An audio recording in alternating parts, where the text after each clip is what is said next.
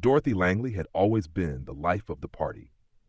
In her younger years, she hosted neighborhood cookouts that drew half the block, organized the school's fall festivals, and could command attention with nothing but a raised eyebrow and a well-timed joke. She was warm, charming, and easy to love. But now at 68, the parties had stopped. Invitations were fewer. When she called her niece for a coffee date, the response was often, "I'll have to check my schedule." The women from church who used to chat for an hour after service now gave her polite smiles and hurried off. The silence that followed was not sudden, but it had deepened over time. And Dorothy, though still sharp and proud, couldn't deny it. People were pulling away. At first, she blamed them. They were busy, distracted, caught up in their own problems.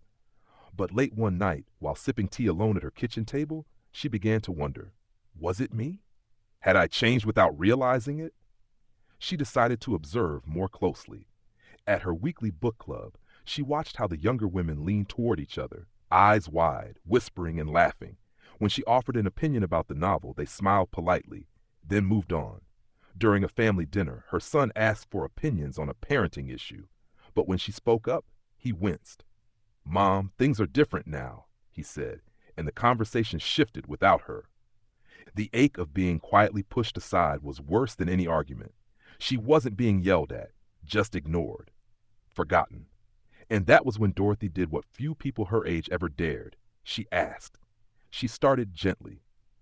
A friend from church, Dolores, who'd always been honest, finally sighed and said, "You still talk to us like you did 20 years ago, Dorothy, but we're not who we were, and neither are you."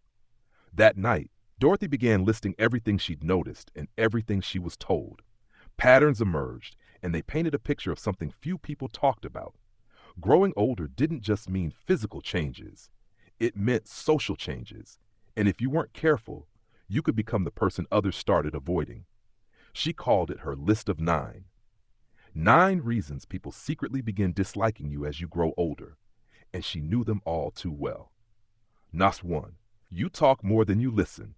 As she replayed her conversations, Dorothy realized how often she turned every topic into a story from her past. It wasn't vanity, it was habit. But younger people didn't want lectures or anecdotes. They wanted to be heard. And too often, she had made it about herself. 2. You become rigid about the right way. Dorothy had always done things a certain way. Cleaned the house before 10 a.m., folded napkins diagonally, never wore jeans to church. But slowly, her preferences became commandments. If someone did it differently, she pointed it out. She thought she was being helpful. Others thought she was being controlling. You expect respect without earning it. Dorothy believed age deserved reverence. She'd lived, struggled, raised children, but she had begun demanding deference instead of cultivating connection. Younger people didn't owe her admiration. They needed to feel she respected them too. 4. You offer unsolicited advice. She remembered telling her daughter-in-law how to handle her toddler's tantrum, thinking it would be welcome. But what came out wasn't support, it was judgment, and Dorothy realized she'd been doing it for years. Advice, she now saw, wasn't always a gift. Sometimes it was a wedge. 5. You complain more than you laugh. Dorothy had developed the habit of cataloging her ailments, her knees, her sleep, her medications. She hadn't noticed how often her conversations started with, "My back's been killing me," or "This country's going to ruin." No one wants to be around a cloud, no matter how wise it is. 6. You judge what you don't understand. TikTok, pronouns, tattoos, remote work, things Dorothy didn't grow up with. At first, she dismissed them as silly or wrong. But the world had moved on, and every scoff or snide remark made people feel dismissed too. She didn't have to agree, but she had to understand that mocking what mattered to others only isolated her. You stopped being curious. Curiosity had once been her superpower. She used to ask questions, dig deep, find wonder in small things. But somewhere along the way, she assumed she'd seen it all. That made conversations dull, predictable. People crave discovery, and Dorothy had stopped discovering. 8. You assume you're being left out on purpose. When invitations dried up, Dorothy stewed in quiet hurt. But sometimes people weren't avoiding her. They just weren't sure she wanted to be involved. She realized she had stopped saying yes, stopped showing up, and started assuming rejection before it happened. 9. You talk about back then more than what's next. Dorothy lived in her stories. They gave her joy, but she realized they also rooted her in the past. People wanted to look forward to possibilities, plans, dreams, and Dorothy unknowingly had become a living archive instead of an active participant. Reading her own list was painful, but it was also clarifying. Dorothy wasn't a bad person. She hadn't turned mean or cruel. She had simply aged without adjusting.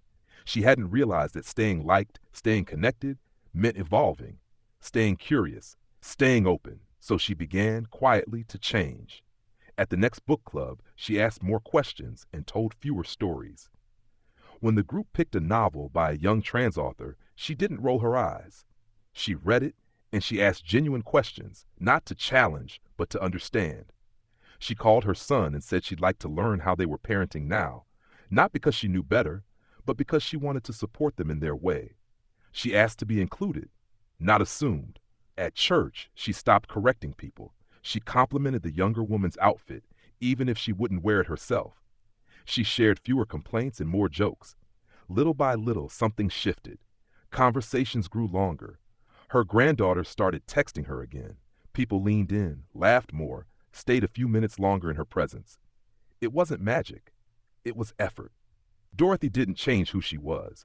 She just became more aware of the invisible ways aging can close doors, and she worked each day to keep them open. Growing older didn't mean losing relevance. It didn't mean fading into the background. But it did mean paying attention, adapting, staying curious, humble, and engaged. Dorothy wasn't trying to be young again. She was just trying to be welcomed again. And slowly, steadily, she was.